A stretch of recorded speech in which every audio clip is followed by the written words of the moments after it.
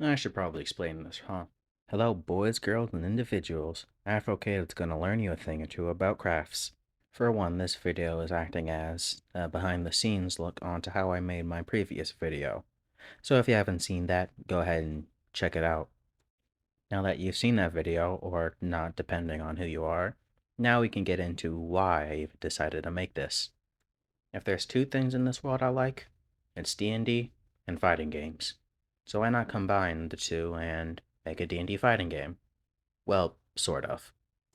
It's not actually a D&D specifically fighting game. It's a tabletop campaign based on My Hero Academia, and frankly, it's far superior than the original material if you ask me. As for the fighting game part, it's not really real. It's more so a hypothetical if it ever did come true, which would definitely be my dream scenario, but it probably won't. But you're not here to hear me mope and sob about how the fact my dream fighting game won't come true. You're here to figure out how the hell I managed to make this thing. Step 1, Photoshop, or whatever equivalent you have. I used Ibis Paint for this personally, but you can use whatever makes you feel comfortable. Next, you'll want to locate a template for whichever game system you're trying to replicate. Me personally, I used a PS4 for this one because I have PS4 game covers lying around. But you can also do the same thing for Xbox and also Nintendo Switch. Next step is the creation step. This is basically the step where you're going to create your game cover and all that nifty difty stuff. There's no real specifics to this step. You can do whatever you like. You can make whatever logo, you can make whatever scene you want for your little game cover.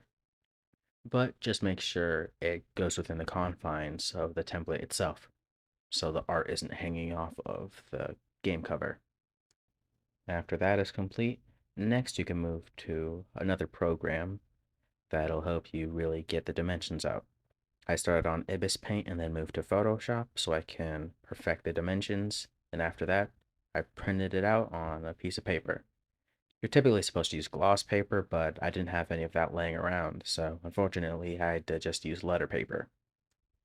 After you have your artwork printed out, you can then take whichever game case you have, and you can go ahead and discard the contents.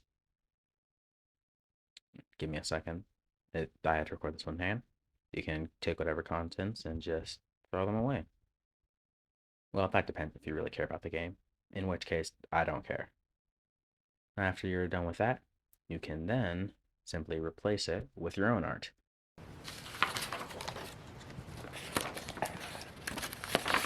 Oops.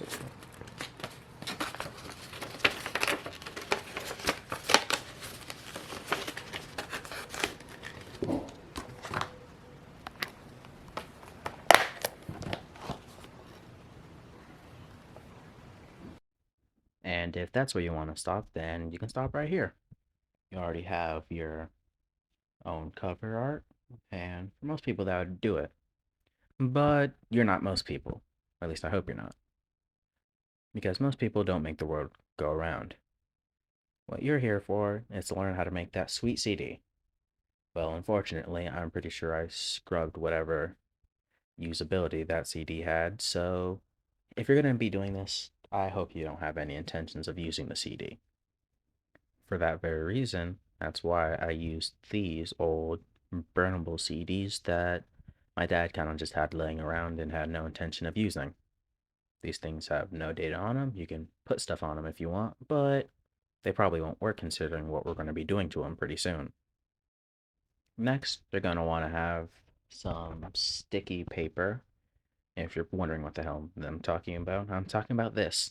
It's basically paper you can put in a printer that has a sticky side that allows you to take it off and stick it to stuff.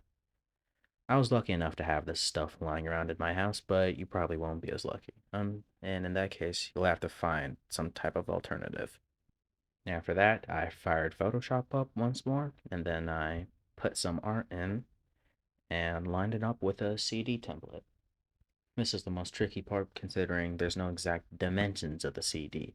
The first time I tried, I got the art a bit too big for the CD, but after eyeballing it and trying again, I managed to get it just right. After hopefully getting it just right, you can then take the CD, take the art that you have, and then use an X-Acto knife to go ahead and trace it out. And after that, you can take it off and stick it to the CD. I want to make it very clear that X-Acto knives are incredibly sharp and incredibly dangerous, and they're not something to be played with. If you're going to be using one, make sure it's on a surface that you're supposed to be using that kind of stuff on. And if you don't have an X-Acto knife, use a pair of scissors.